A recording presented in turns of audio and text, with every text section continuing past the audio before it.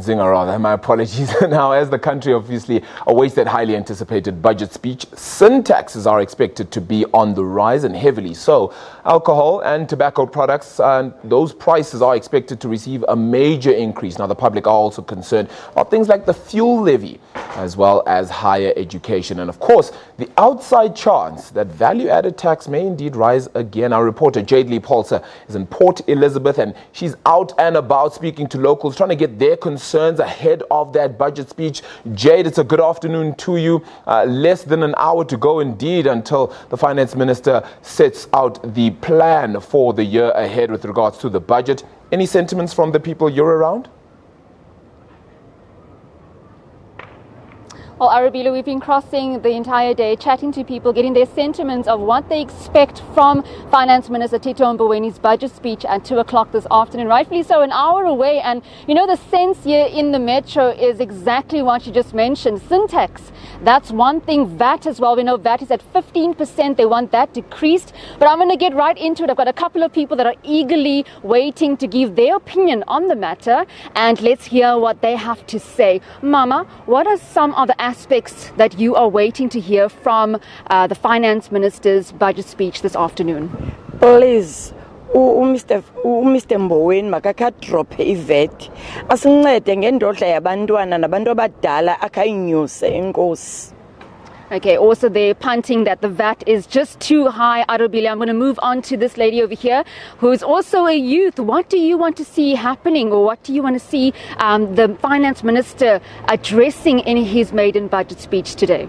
I'm hoping that unemployment is going to decrease, and also skills development in the location, that he'll touch base on that, and hoping that the money is going to actually get to the people that really need it at the bottom. I think a lot of other youth were also mentioning the fact of entrepreneurship. They want that also to be highlighted.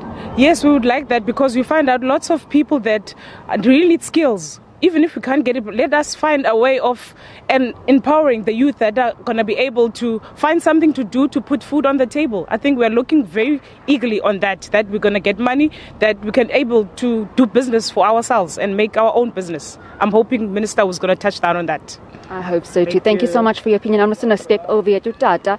Tata, what are some of the things that you want the Minister to address in his maiden speech? What I wish for the Minister to address is for government officials, money to be increased, because we are educating our children. You see, we are paying loans for our children that are not working. Secondly, to develop the rural areas so that people of the rural areas can get jobs. I think that's also very important, that aspect of rural development, especially across the country, on the Eastern Cape all the way to Mpumalanga. I'm just going to squeeze one more voice here. Mama, what do you want the Finance Minister to address? Please, man, makhe kwehliswe ipetrol iduru gqithi. Kunzima nothatha abantwana bethu sibase ezikolweni kuba kuduru yonke into kuyuka tax kunyuka yonke into. Makhe kwehliswe nabantwana bethu banikwe izikills ezilokishini kube right. Sasihlupheka. So there we go again, job creation at the forefront, petrol, sin tax, but as well as rural development, and they're all waiting to hear what the Finance Minister Tito Mbowene will be punting in his maiden day speech. Very interesting views coming from Nelson Mandela Bay. Arabile. Yeah, we appreciate that, Jade. Of course, with all that reporting out in P as well, getting sentiments, it's going to be quite a tricky one as well. The Finance Minister has a lot of hard work to do indeed. Eskom is probably the biggest one to look out for, but jobs certainly at the forefront.